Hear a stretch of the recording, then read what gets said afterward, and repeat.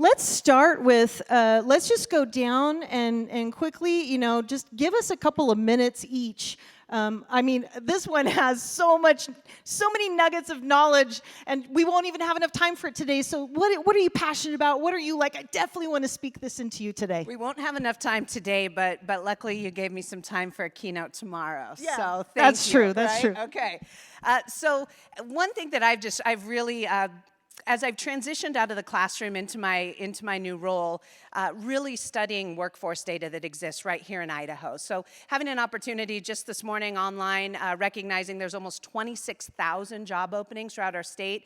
8,000 of those are in a variety of different STEM fields, especially the medical field right now and in the fields of technology, computer science, and engineering. There are jobs here in Idaho, and if we don't provide a homegrown workforce for our companies, those companies will leave and move on elsewhere. So I'm just absolutely passionate about bringing STEM opportunities, the opportunities for industry to engage with K-12 education, especially with time, talent, and potentially treasure, and really have that opportunity to guide and advise not only students, but educators. There are many educators that are in the same situation as me. I went through Idaho's K-12 public system. I hopped right into college and I became a teacher. I have no idea what it's like out in the real world, in private industry. And to try and guide my students into all of the different career opportunities that exist, I don't know what I don't know. So having the opportunity to engage and give a voice to a variety of different opportunities that young women and young men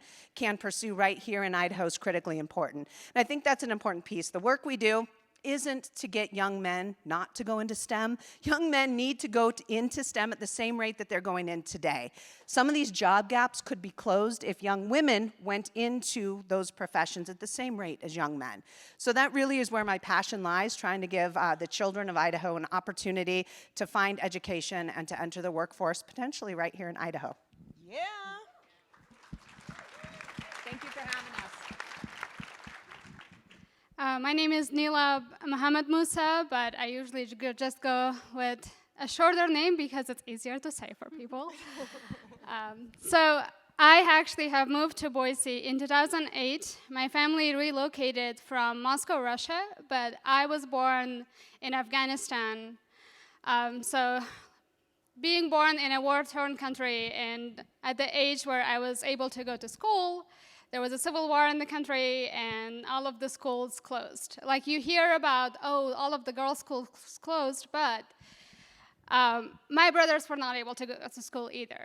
When you have a regime that wants to keep everybody down, they don't want anyone educated and have a voice. So I rebelled against that and went to a secret school that was put by my neighbor upstairs, and I would just...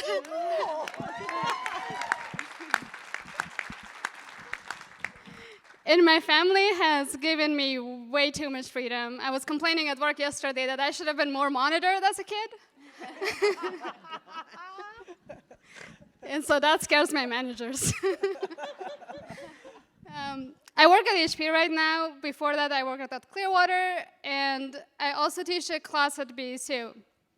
I do all of these things because I know that the number of women in STEM is very, very small, and going to Boise State and having female students see another female former student who has succeeded in the industry and is doing well is motivation enough for me, because you can't be what you can't see. Wow. Okay, so next year we'll bring you back to hear about all the things you did in your unmonitored youth. Thank you so much. First off, I have to say how invigorating it is to have STEM be a topic at a women's conference. That would not have happened 5 years ago. Let me tell you that as someone who's been advocating for women in STEM for many, many years. I'm definitely passionate about STEM. I found my way into a STEM career by accident.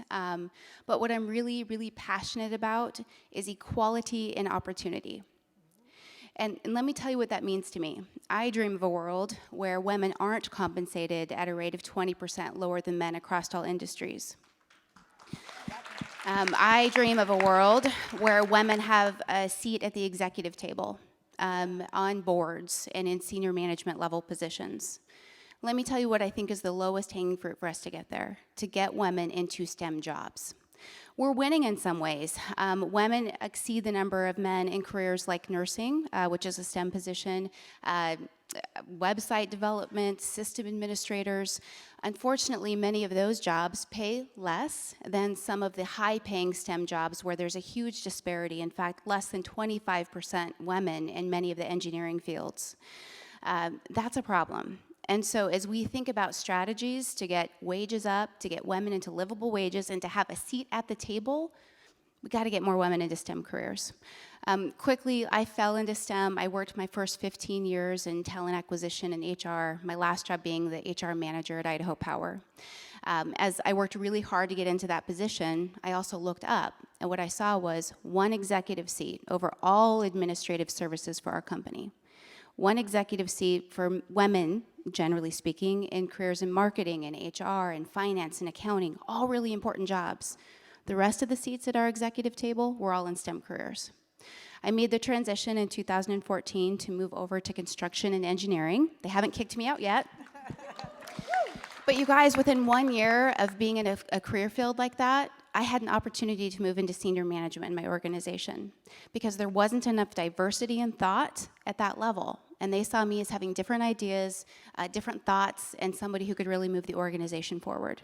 Even in my current role, I oversee 150 employees. Only 20 of my employees, someone who's passionate about this subject, are women.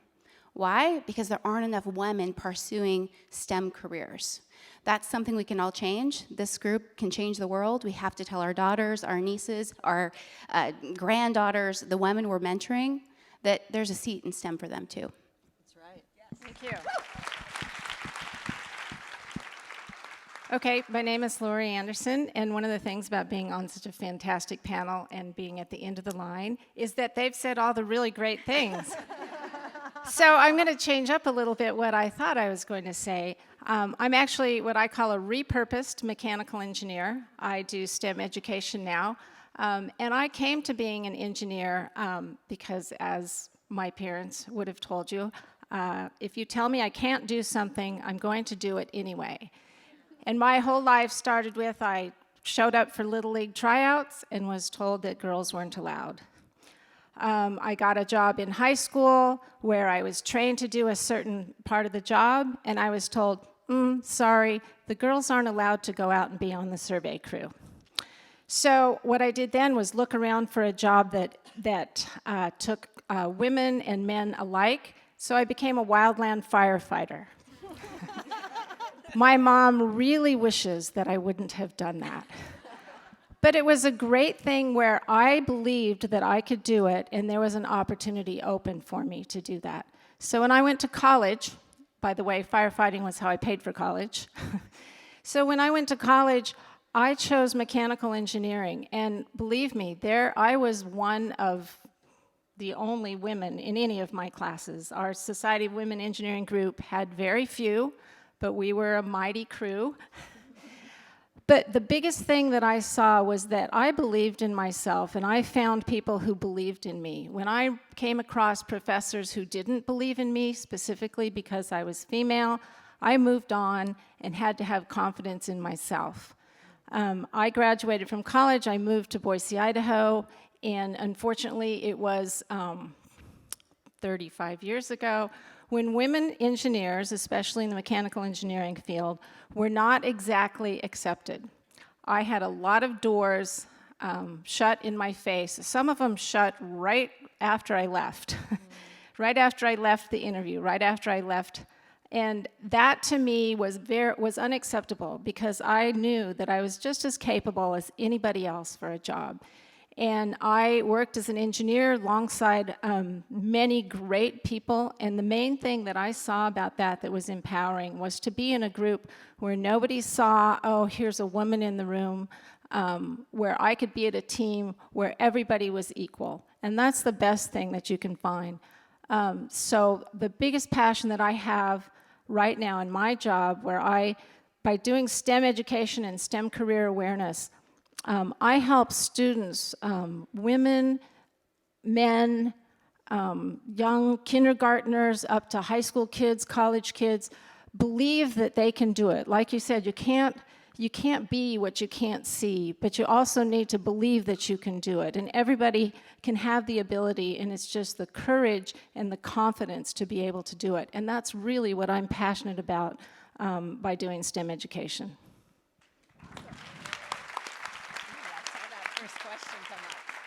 It's only impossible until it's done, right? I love this first question.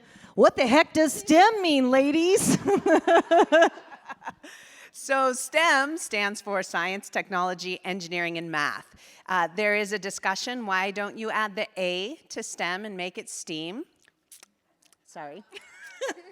That A stands for arts, and I think there are many of us here on stage that firmly believe that the A is inherent in STEM, that everything from software development to construction to architecture to engineering, it is an incredibly creative process, an iterative process. Many of those things that we see in arts.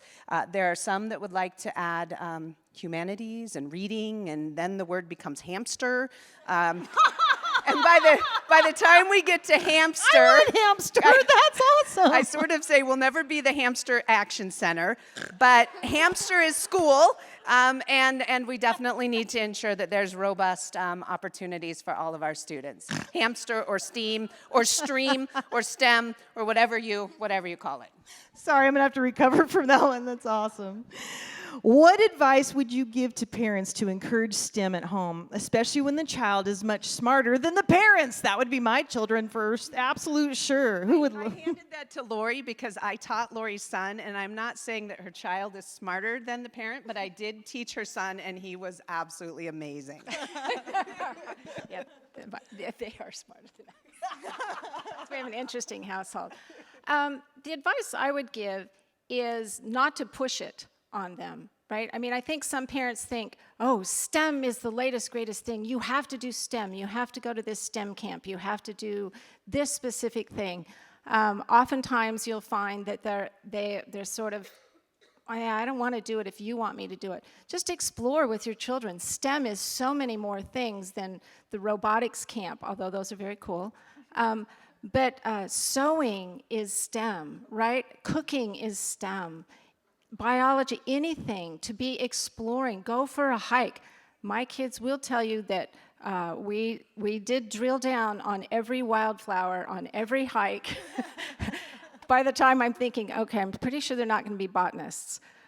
But just to encourage them doesn't mean to push them. Encouraging them means to help them in what they're really interested in, and to find the STEM in all of that, because they don't have to go into a STEM field, but if they're all STEM literate and move on that way, I think that's the best way to encourage your children, is to find what they're passionate about and slip the STEM in the side.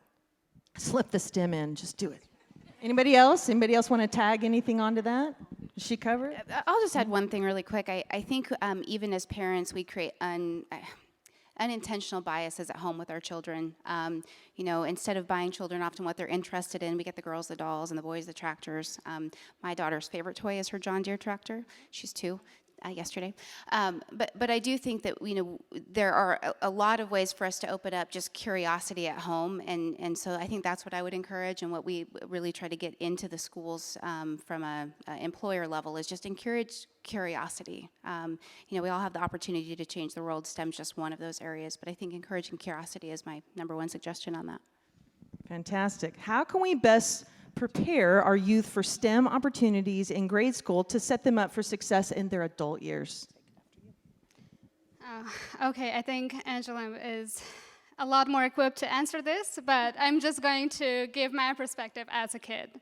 What I would encourage you guys to do is not to put your children in boxes. For example, don't tell them that, oh, you can't do that because you're not good at math. I was terrible at math. I lived in Afghanistan, and I loved reading, and it was just stories and books were my favorite, and I was really working hard at math, but I wasn't good at it. And then I moved to Russia, and I was still bad at it. And there's a stereotype of like, oh, well, Russians are great, so you must have been great once you moved here. I actually understood math once I was in high school here. I went to Boise High, and I had only known English for 6 months. I was picking classes, and I was like, oh, I guess I'll just do geometry, I'll do Algebra 1, Algebra 2, all in one semester.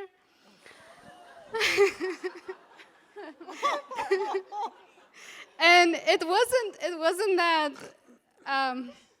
I thought it was a great idea. It was just that, you know, there's English on the one side and the numbers that I understand already on the other side.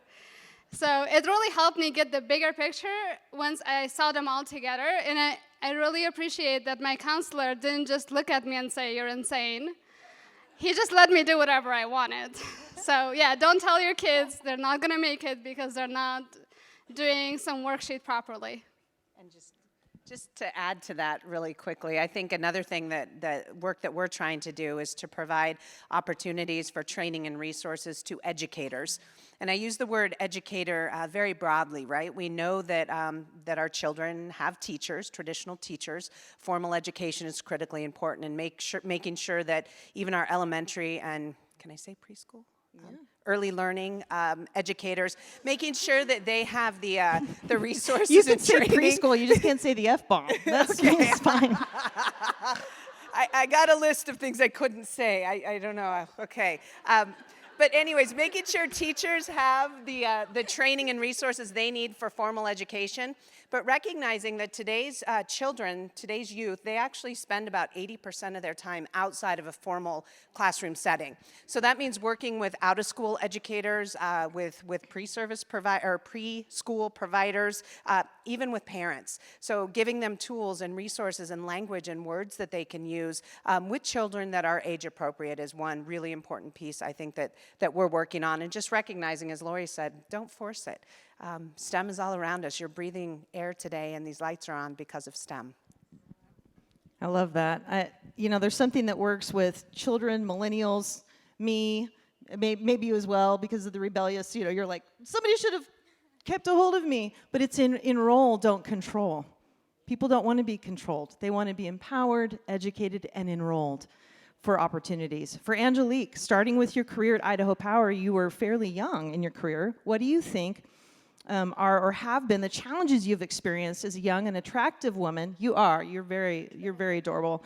Working at Idaho Power and smart, and which at the time was a relatively male-dominant workforce. Do you think you have had more of a stern, strong approach as a woman than your counterparts? Wow, that's a really long question. Did you get that? You know what they mean. Real talk now. Yeah, so I started with the company I was 25, and I still am young for our senior level management team. If I'm just being really honest, and I think that's what this conference is for, there have been a lot of struggles. I was the first woman to hold the last 2 positions I've held in my company ever. The first opportunity I had to work in more of the STEM career was overseeing 8 line crews, an engineering department, a construction department. They had never had a female boss ever, and I don't know that I would say. I mean, y'all, I have a strong personality. Let's just get that out there. But I don't think it is much that as it is that I was not willing to give up. That when I was in meetings with all men and I didn't have a voice at the table, I stood up. You know, when doors were closed, I did my best to open them back up. And I think it was more around being tenacious than it was a strong personality. But my hope is that I've opened doors at my company so that people look and see, hey, that's a really great regional manager. That's not a really great female regional manager. Mm-hmm. And that the women behind me now have a pathway to say, if she can do it, I certainly can do it. And so that's my hope, is that, you know, yes, I've had to be quite tenacious, but at the same time, now I'm there, and they're not going to get rid of me right off the bat. So I just want to create that pathway for other women. Fantastic.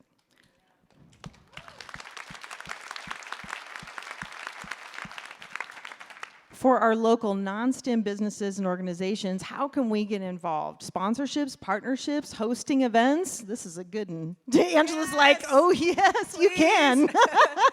Again, As we've said multiple times, young women can't be what they can't see. And so we are not biased for or against STEM or non-STEM.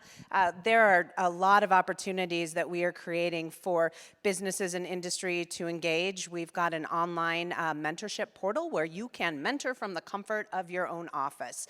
We've got opportunities to be part of events that we host. I kind of like to get in the face of legislators. I ask them for money for STEM education, which in Idaho can be incredibly challenging sometimes. So we hold a huge event called STEM Day at the Capitol, and we're always looking for additional support and individuals that will come there and help celebrate all of the workforce that makes up the totality of Idaho. When is that? When is that event? Oh, it's January 15th, and we are going to have some cool stuff. We've got military. They're going to be rolling in some tanks. We got ambulances. We've got the firefighters are going to be there. Birds of prey are going to be flying around outside. They won't let us land a Black Hawk yet, that close to the Capitol. We're working on that. Then inside, we have all sorts of activities, HP, Idaho Power, Discovery Center. You might be surprised that your activity or your business that you define as non-STEM, if it's got technology involved in it, you may have someone on your team that is actually a STEM individual. So we would love to have you be part of this, this movement and this celebration, really an opportunity to bring young men and young women to the table to recognize all of the career potentials rather than to pigeonhole them into certain careers. So get in touch with me. I will be here at the conference today and tomorrow, so would love to chat with you more about how you can be part of the experience. Did you see her light up like a Christmas tree? This is why we bring you. You know what I was thinking about when you think of STEM, because I was always that kid that wasn't good in math. My dad was a math major and a 4.0 and whatever. And I did not love it. I was not good at it. I'm with you on that, girl. And yet with technology now, aren't we all in STEM? Yep. We're all involved in technology. So instead of like the resisting and the segregating and the putting all these labels on people, I think we just get to own it. Who has been your most influential role model in your lives that helped you get into STEM? I'd love to hear this from each one of you. Okay. So let's see. It would have to be my parents. My parents were not college educated. I thought they were the smartest people in the world, and I also thought we were the richest family in the world. And as an adult, found out that we weren't the richest, but they were still the biggest influence because of that belief. Whatever we believed we could do, they were right there behind us. They said, you can do it, and you could go for it. Just go for it. My oldest brother, who I tried to follow him into Little League, but that didn't work out. He went into engineering, and I thought, you know what, that's something I could do. And there was nobody in my family anywhere that said, oh, you can't really do that. So I would have to say it was my family.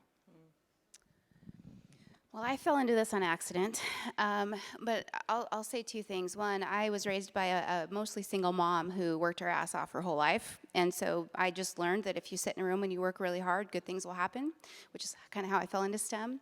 But I will also say that I feel like I do work for a company that's quite enlightened. We just announced our first ever female president, who happened to be one of the very first ever engineers in our company who worked her tail off to be our next CEO.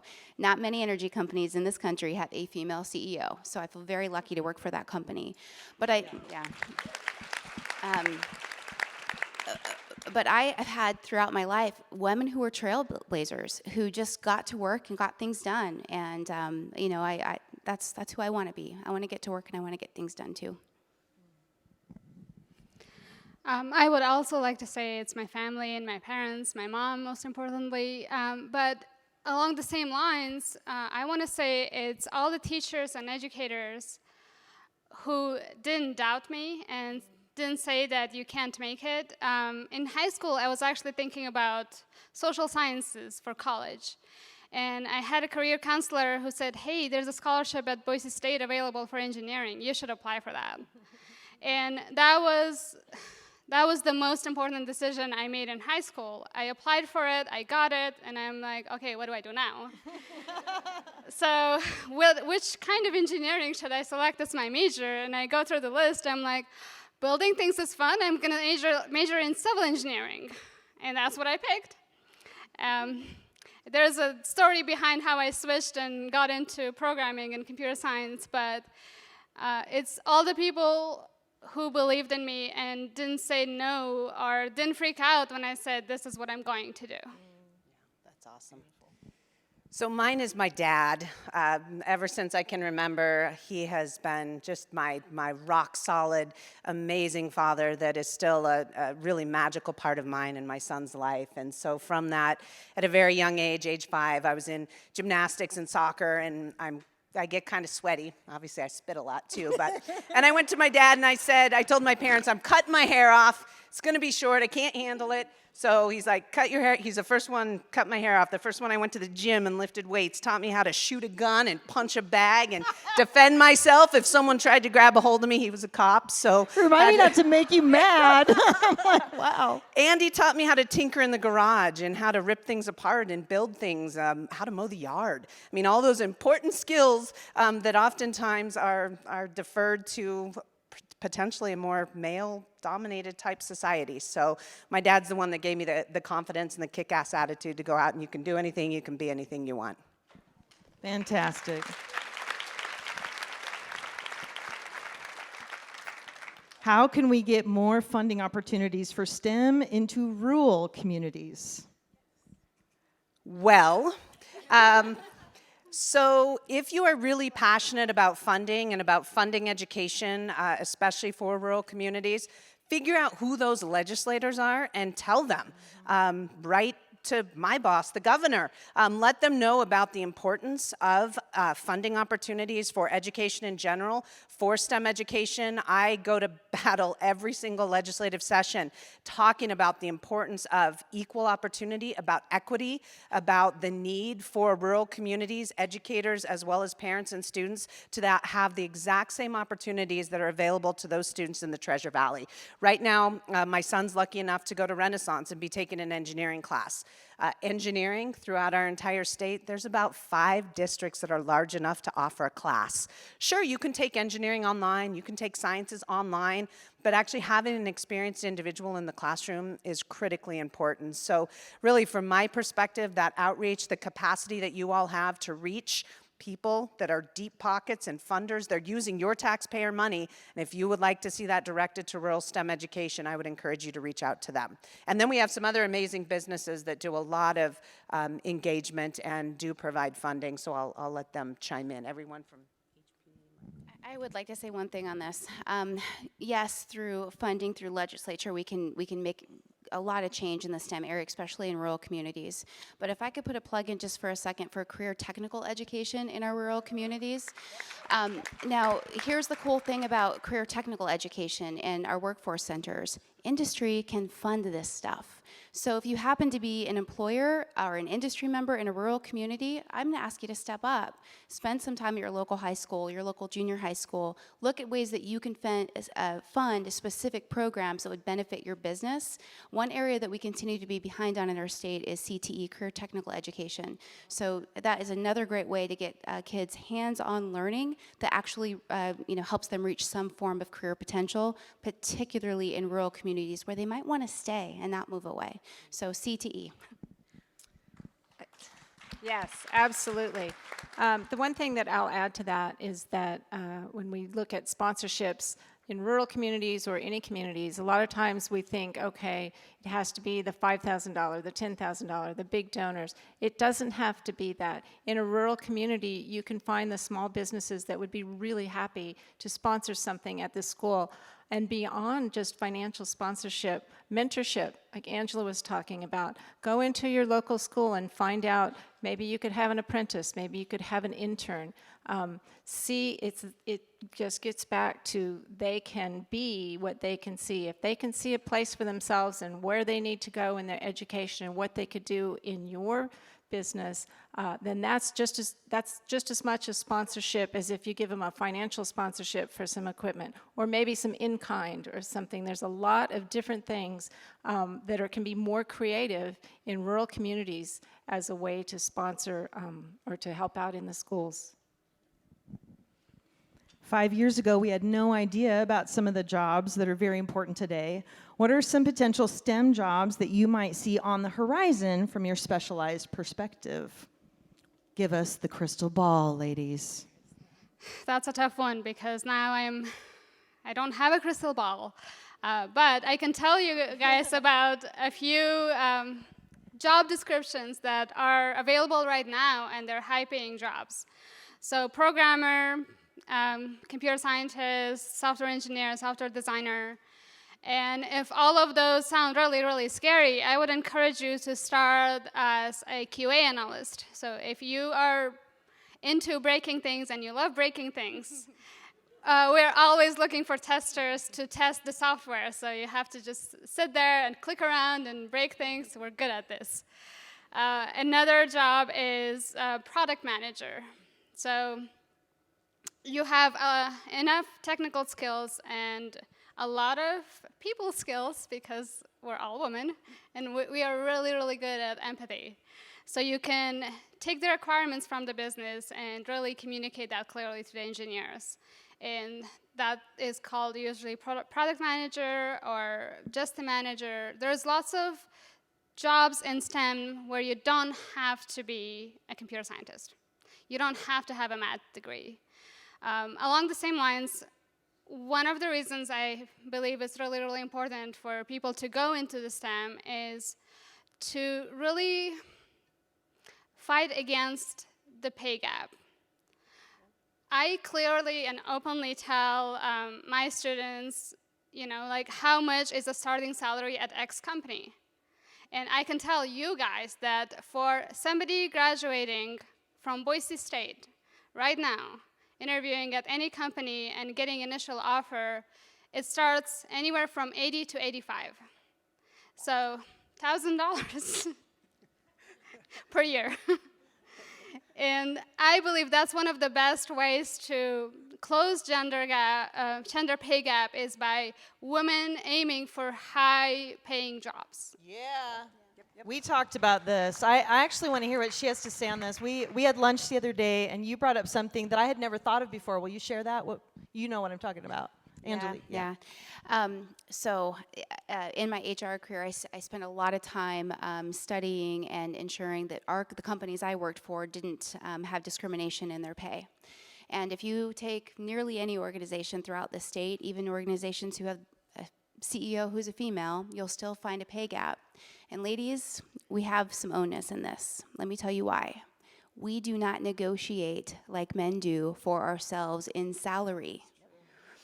If I were to hire 10 women or 10 people, let's say 10 women, 10 men, maybe 2 of those 10 women would negotiate pay. 8, 9 of those men would negotiate pay. We have to advocate for ourselves. And here's the deal. A company offers you $50,000 and the man advocates himself for 58, he's probably going to get 58 and you're probably going to get 50 because you didn't ask for more pay. So anyhow, in addition to closing the gap through, better opportunities, please start negotiating for yourselves. That's another way to close that pay gap. First, yeah, exactly. And even before those negotiations begin, apply for the job. There's a recent study that also came out that said men will read a job description. If they got about 50% of it, they go, yeah, I'm going to throw my name in, right? Throw my application in. Women will look at that same job description. If they don't match 80% of it, they'll go, ooh, I can't do that, and I can't do that, and I can't, and they won't apply at all. So the job pools that we're seeing really do contain more applications from men who are then willing to negotiate those salaries. So making sure you have that confidence, just like we're seeing with those male applications that come in. If you've got some of those skills and you can go in and rock that interview, that's what we want to see when we're doing interviews and talking with people. Women have been taught to be so humble and be such great servant leaders, which is awesome. I think sometimes what we forget as I've coached women is that you can be an amazing servant leader and humble and still be phenomenal at what you do and be confident and ask for what you deserve. Both. How would adult women access the STEM workshops, or is it strictly for youth under 18 years old? Great question. Which STEM workshop? What do you want to go to? Angela will get you in, right? Well, I'll give you a few. I'll confidently tell you what I think. We're talking about confidence. I would say just look for things. I have seen some workshops out there that are for women. They don't have to be for women. Just look for a workshop. Look for something you want to do. Community ed, something that you want to do, and don't put your own bias into it. Kind of like, oh, should I really be doing this? The other way to learn a lot is to volunteer. Because you might say to yourself, well, I don't know anything about that robotics competition or whatever, so I'm not into robotics. I can't really be a volunteer. Be a volunteer and you will learn. You'll learn a lot just by being a volunteer, and that gets you right at the front seat of a workshop, is to just insert yourself to be a part of it. And that's my advice, is how you can create your own workshops just by inserting yourself into opportunities that you want to be in. And I would just add, STEM Action Center is actually a sponsor of this event, and you're all here. So thank you so much for coming today.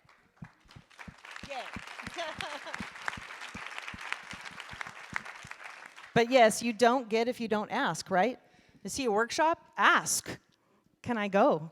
Can I serve? Can I do something? Would the panelists, this is great, address the earlier comments that women are genetically disadvantaged when it comes to learning science? I like how the microphone was just given to me right after.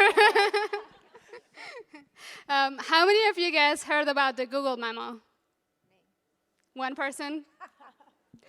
The Google memo is where this engineer from Google went on and on about this rant about how women are inherently different, they're just not qualified for some of these STEM jobs, and I didn't read the full thing. It was just really, really bad.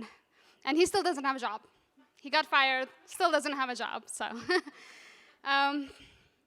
One of the things that I would like to say when it comes to that is I think we need to acknowledge that women are different, and when it comes to focusing on certain things, I went to the women's conference at BSU that was said by the Andrews Center, and we had a keynote speaker who said, women dress for other women because men don't notice.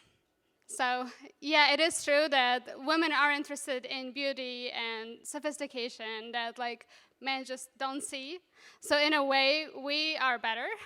Yes, thank you so much for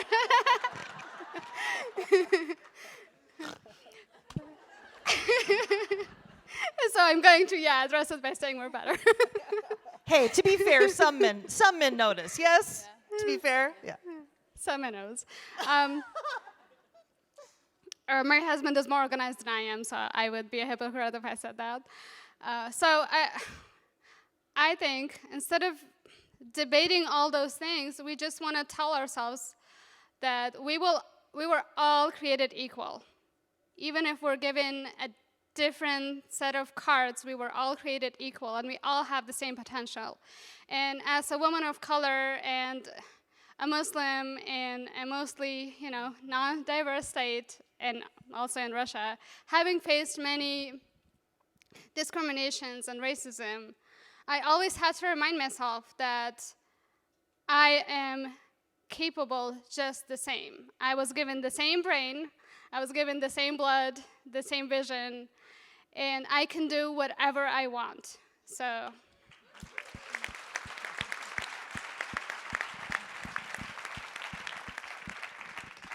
Did you have something on that? Actually, I will.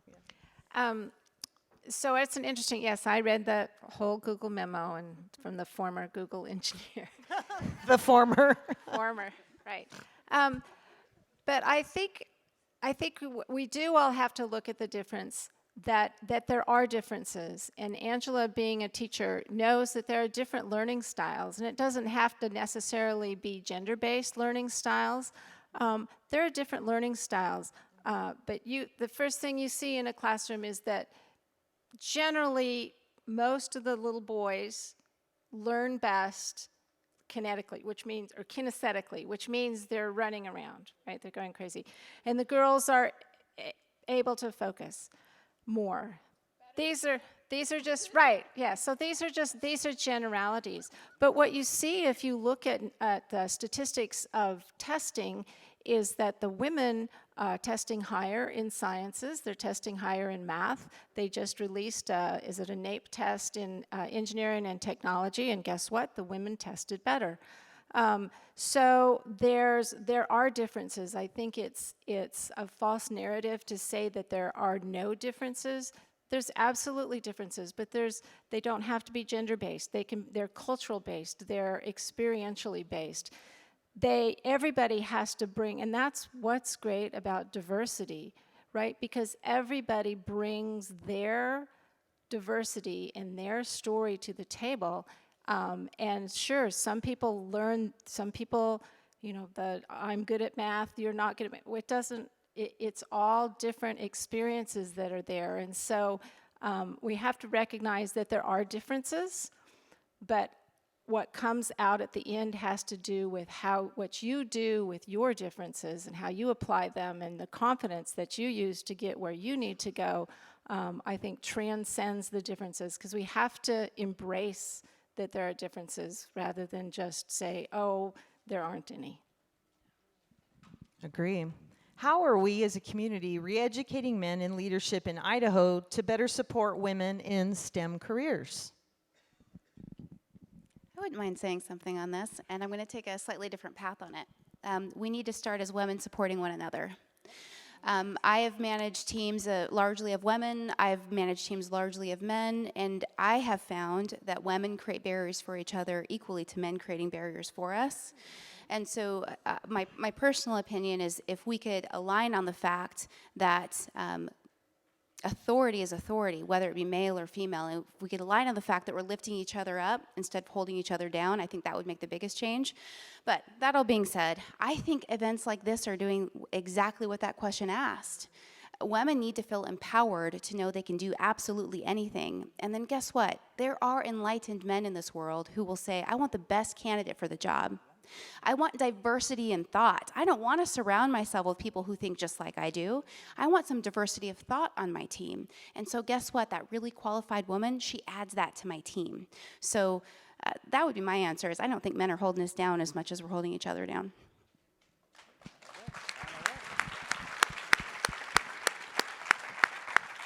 What have you learned about any kind of STEM discipline that you apply to your life?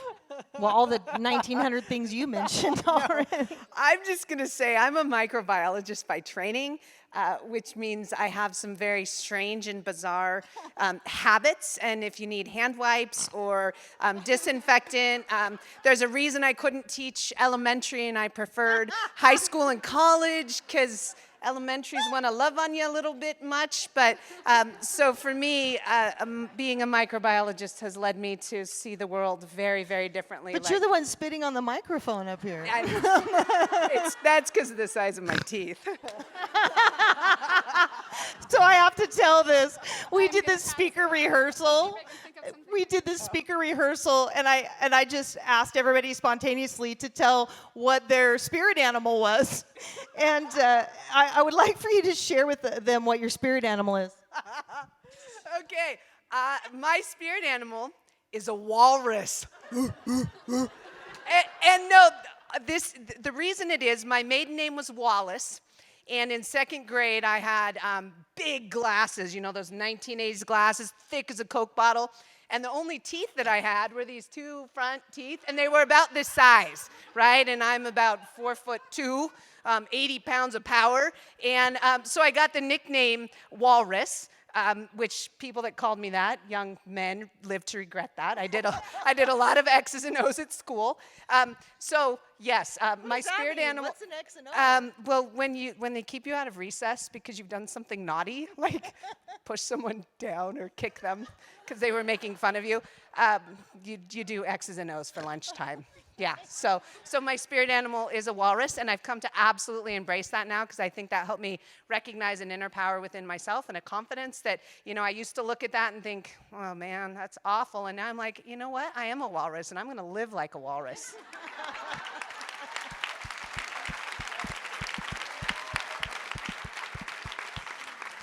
So all you moms or aunts out there, if your children are just crazy rebellious, just listen to these stories and look how successful they are today.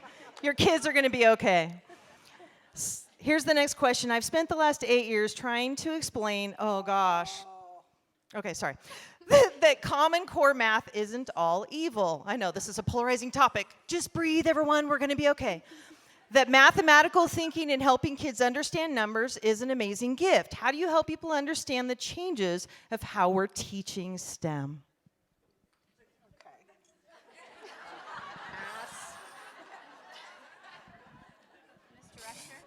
Well, the good thing is the question is, how do you help people understand the changes in how we're teaching STEM? It's not about Common Core math is evil, so we can skip over that. Although I will tell you a story.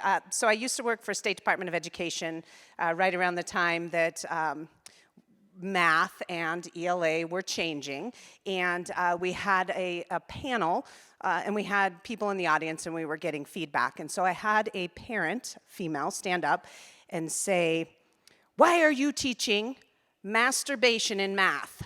Right? So I turned to my panelist. I'm like, "Does she mean multiplication? Does she mean did I hear that correctly?" So first I had to kind of ask her to repeat the question.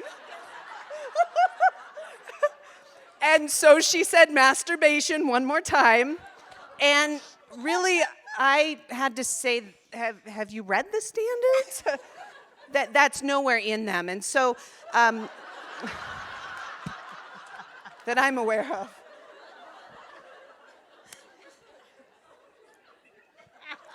I mean, we teach length and we teach time and we teach other things, but we don't directly teach.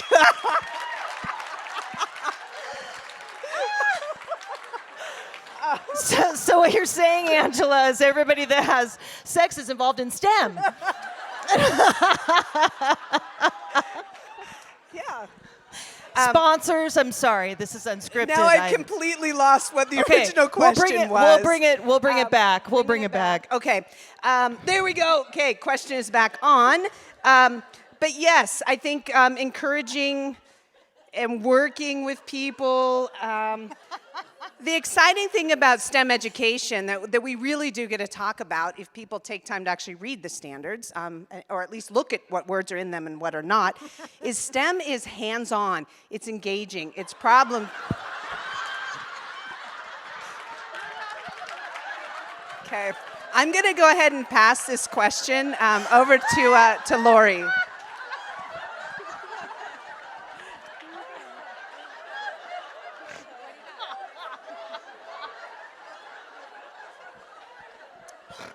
Okay, are you scared? I think you have a new candidate for the comedy show tomorrow. Welcome our newest comedian to the comedy show tomorrow night. Okay, do you want me to continue on this, or are we going to move on? Let's just move on. What I would like to do, we've just got a few minutes remaining, and I don't know how to recover from that, so I'm trying to think really quick. But these are amazing ladies. I would love to just go down the row and final thoughts, because I know we might not have touched on everything. Certainly we'll have.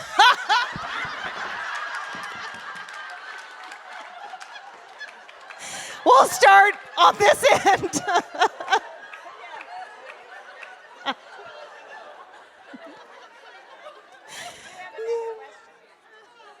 Do you know if there, can I read it? Do any of you know if there are additional magnet, charter, or public K-5 STEM schools coming soon to the Treasure Valley? Yeah, look me up. Caldwell, Nampa, yes. So, there are some. Yes. Yes. All right, final thoughts. Let's just go down the row. Should we start with Angela? No, let's start with you.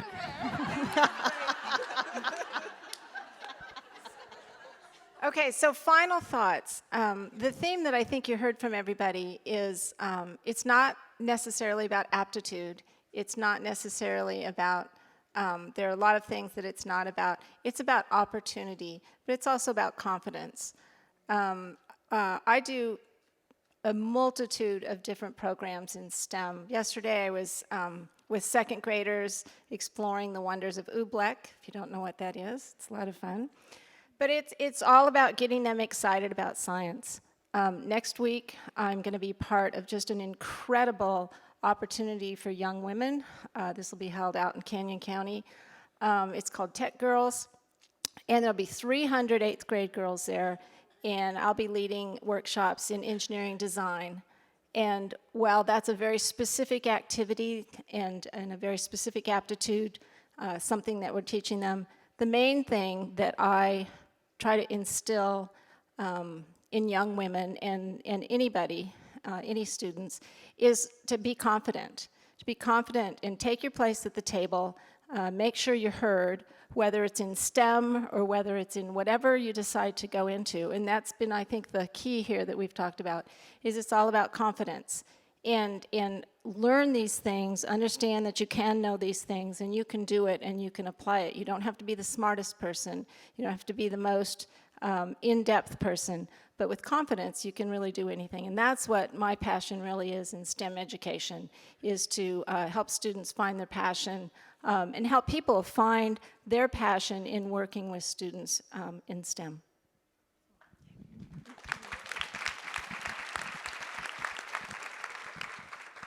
Closing thoughts. First and foremost, there are a group of amazingly talented, driven, and community-involved women in this room, men too. You have the power to make a difference, and one area that we can all make a difference is by ensuring that the young women in our lives know that there really aren't any barriers, that they may not look like the people who currently hold a job they're interested in, but that's okay, because someone has to be the first. So just sharing that message all the way down, ensuring that young girls know that the sky's the limit, I think is incredibly important. Second, I'm a huge advocate of mentoring. You know, it's one thing for a young woman to hear from her dad or a teacher that, you know, she can get out there and she can do something really important with her life. It's even more important that we have those one-on-one ongoing discussions so that when young women are facing barriers, they have someone to bounce those things off of. In many of our workplaces, most of our leadership is men. And so having someone outside of that structure to go to say, hey, I have this problem and I don't know where to go with my career, help me, is incredibly important. And then lastly, we have an opportunity to improve education in our state. I can't tell you enough about the work that Angela is doing. She's actually one of my heroes. There's a reason that the governor appointed her to run the STEM Action Center. No one was more deserving.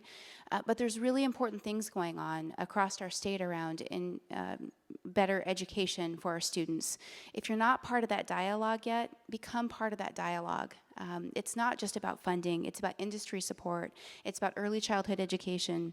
It's about work-based learning and internships and apprenticeship. So take a few minutes, really try to understand what the gaps are in education in our state today, and please become involved so that the youth of the future are sitting at the tables you're sitting at now, at the places you are in your career. Are we out of time? Well, we're out of time, but I would like to say a few things that I didn't learn until I was in college. And one is that as a society, we do a terrible job of celebrating women. Did you guys know that the first programmer was a woman? The first computer scientist was a woman. And we don't talk about it. We don't mention it. In the 60s, when programming became a high-paying job, all of a sudden, it was a man's job because it paid more. So I would say let's question our history. Let's celebrate strong women in your lives or in history. And let's elevate them the same way we do with men. Let's not reserve the word genius only for men. Perfect. Tomorrow, I look forward to chatting with you a little bit during a keynote about the importance and power of mentorship. I think we're all here today, and this is my STEM tribe. When I'm struggling or get stuck, knowing that I have someone I can call up, have lunch, shoot an email to, say, hey, be on this panel with me. These are the ones who will show up for me. So I'll look forward to talking with you a little bit more tomorrow. So thank you. Big round of applause, you guys.